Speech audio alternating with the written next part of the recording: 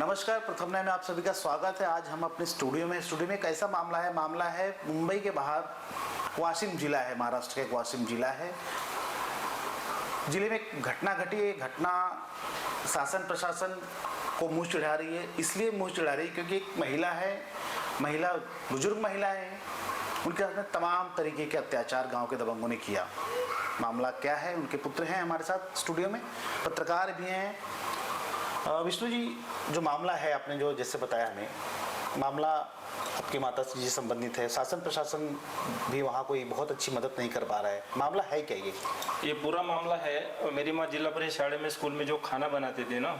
कहाँ ये स्कूल? जिला परिषद का है, ग्राम पंचायत अरक, तालुका मंगरोटी, जिला वाशिम में। हाँ, तो उसी में कुछ लोगों ने राजकारण के उसको निकाल दिया।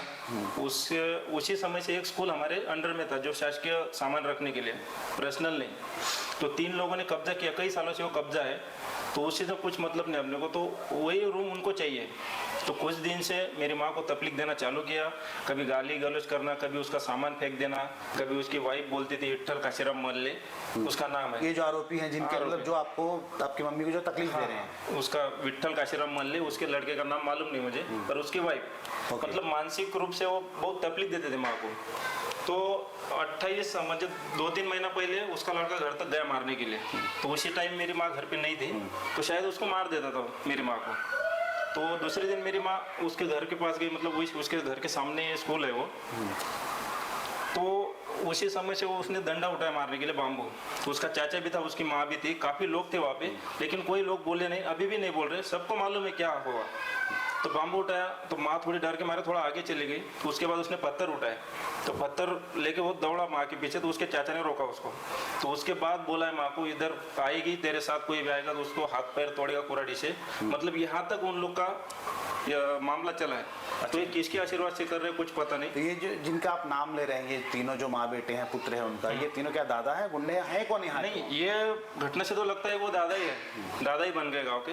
तो मेरे माँ ने ये घटना सब जाके बुलाई, माजी सरपंच अभी ये जो कार्यरत है उसके पास भी गई, उसके पहले एक सरपंच था उसके पास भी गई, उसका चाचा का लड़का भी उप सरपंच है उसके पास भी गई, लेकिन किसी ने कोई मतलब आवाज़ नहीं उठाया कि क्यों भाई अत्याचार कर रहे हो लेडीज़ के ऊपर, कोई बोला नहीं।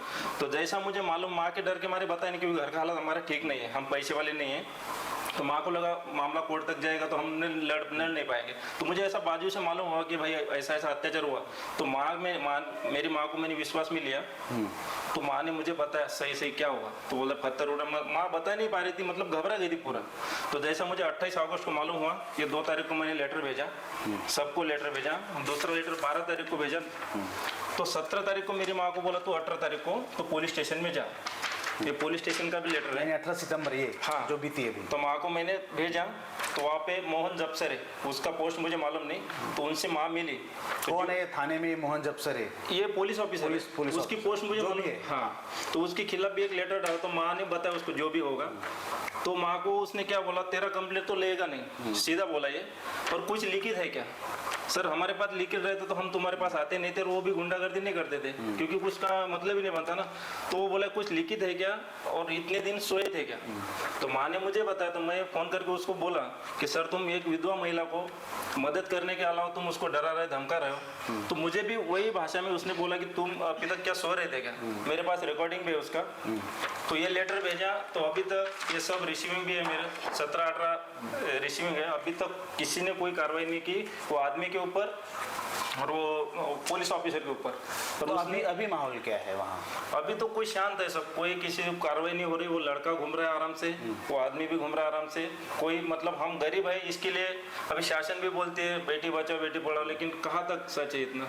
अभी आप चाहते क्या हैं? शासन प्रशासन क्या चाहते हैं आप? शासन प्रशासन से जो शाला है, जो स्कूल है, वो शासन ने अंडर में लेना चाहिए। वहाँ पे बोर्ड लगाना चाहिए कि कोई यहाँ पे अनलीगली कब्जा करता है तो कायदेशीर कार्रवाई होनी चाहिए। और जो उसका रूम है आने जाने का, रूम आने जाने के रास्ते पे बांधा है, वो भी तोड़ी जाए। और पुलिस ऑफिसर के ऊपर भी कार्रवाई होना चाहिए जिसने ये पूरा लिपापोती या लापरवाही की है। कुछ साल पहले 1-2 साल पहले शायद वो एसपी ने एक मुहिम चलाई थी, पुलिस की स्पाईगिरी। तो मैं स्पाईगिरी नहीं बोलूँगा, दादागिरी बोलूँगा। तो फेक कंप्लेंटर भेजते थे वो पुलिस थाने में, अच्छा। हाँ, तो मतलब पुलिस किस तरह से व्यवहार करती है तकरारदार के साथ। तो मैं बोलता हूँ ये स्पाईगिरी नहीं है, दादागिरी है। एक बार मंगरूल पुलिस स्टेशन में आके देखो, जो कंप्लेंटर है, तकरारदार है, ओरिजिनल तकरारदार है, उसको कैसा प्रताड़ित किया जाता है, आके एक बार देख लीजिए। मैं एसपी साहब से भी विनती करता हूँ। ये हमारे साथ में विष्णु बोरे जी थे, जिन्होंने बताया कि मामला काफ़ी गंभीर है। इनकी माता जी से मामला है, ये यहाँ मुंबई में है, कार्यरत हैं। इनकी माता जी कई कोस दूर, कई मील दूर हैं, अकेली हैं। शासकीय शाला में, विद्यालय में वो खाना बनाने का जो भी है कार्य करती हैं। और जो गांव के दबंग गुंडे, जिनका तीनों का आरोपियों का नाम लिया, उनके खिलाफ तमाम कंप्लेन होने के बावजूद कोई कार्रवाई नहीं हुई। और जो थाने मंगरूल पीर थाने का जो मोहन जबसरे जो भी है, ये अधिकारी है, कांस्टेबल है, जो भी है पुलिस वाला, पहले से बात करने की तमीज़ सिखाई जाए कि महिला से कैसे बात की जाती है। ये मतलब इसने ठिका ले रखा है आरोपियों को बचाने का।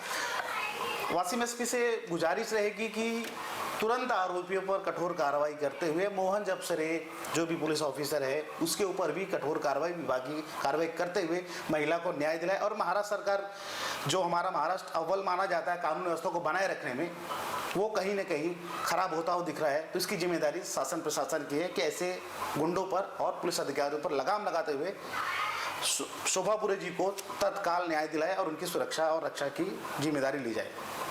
कैमरा पर्सन रफीक खान के साथ मैं सुभाष यादव, प्रथम न्याय स्टूडियो।